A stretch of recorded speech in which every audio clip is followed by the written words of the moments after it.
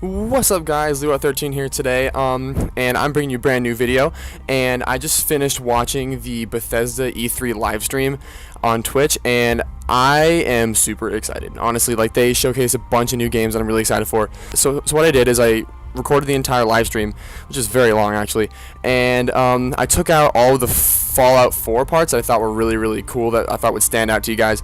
And I'm super excited. So basically what happened is Todd Howard is the studio manager at Bethesda, and he just came out and started to say some cool stuff about like oh, hey, this is what Fallout 4 is, and this is all the cool stuff basically. And so I'm gonna let the screenshots of the game, all the concept art run and then I will get back to you guys with some more news when it comes up in the video. So I'll see you guys later.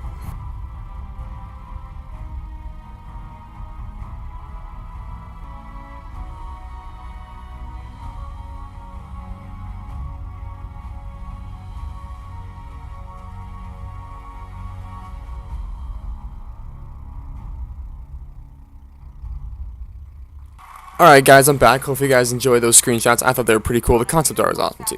So, Todd Howard goes to mention that the game starts off before all the atomic bombs went off and all that crazy stuff. So you start off in your house with your wife, and you look in a mirror, and this is where you customize your character. So basically you look in the mirror and you can choose any element of your face and basically just change it in any way you want. Like, there are no limits, no limitations as to like how big or small you can make your face. So just make your nose huge, make your cheeks tiny, just do whatever the heck you want. Put it facial hair, honestly does not matter. And you can play as a guy or a girl. I think it's pretty cool, just more customization ideas. Like, you can basically just make your guy look either like Tupac or freaking like Betty White. Like, there are so many different possibilities in this game, and I'm super excited. Just sculpting and making changes wherever you want in the face. No series of sliders.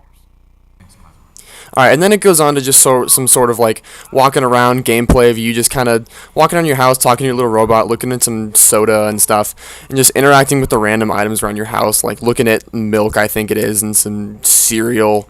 And then all of a sudden, you find out there are bombs dropping on New York and Boston. Oh no, you're gonna die. So you take your family to this little underground fallout shelter, and then wait for it, right there is the screenshot you see in the first gameplay trailer.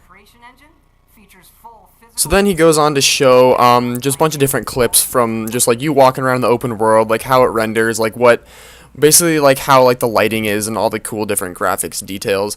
And then he mentions how like intuitive how interactive the dialogue is, and how you can really choose your own path and like as to what you say and how you interact with the characters around you. And you can basically just do whatever you want. Like, honestly, and if you don't want to talk to the person, you can either shoot him in the face, walk away, you can just do anything you want, honestly. And I think that's really cool. And then you see in the first gameplay trailer how you talk to a little dog at the end, and then you sort of get to know a little bit more about this dog as this live stream goes on. And then turns out you meet the dog, you become really good friends with him, and then you can give him commands. So you can like tell him to go places, you can tell him to attack things, pick things up for you, like play fetch with him basically, and he's just your little companion, little buddy to help you around stuff. So yeah. And then he goes to show some more like gameplay clips. So I'm gonna let those roll, and I'll get back to you with some more news once it comes up.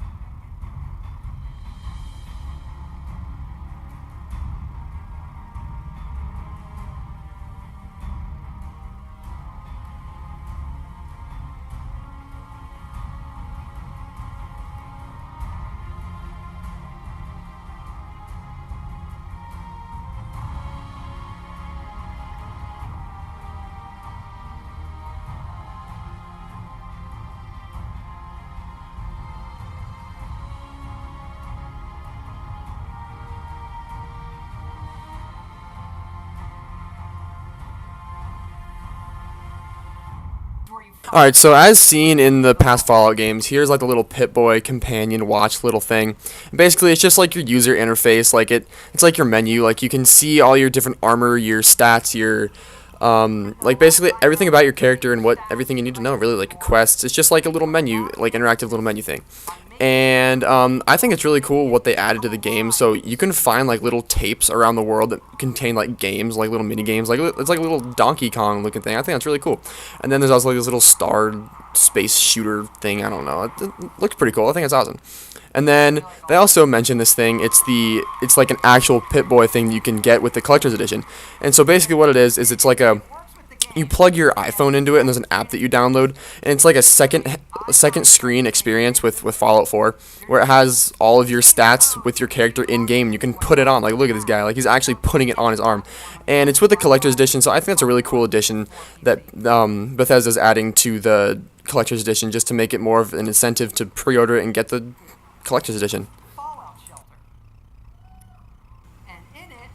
Alright, so Todd Howard also mentioned this Fallout Shelter game that they're coming out for on iOS and Android. And so basically what it is just like this app that you download, and you oversee like a little Fallout shelter underground, and you can customize like what kind of rooms you want and the stats and the level of every little character in there. And I think that's really cool because I don't know, I just think it's a nice little addition to the series. And you can basically just like armor up your little guys and like send them out into the wide open world to get you supplies and stuff like that. And he also mentioned that it's free to play.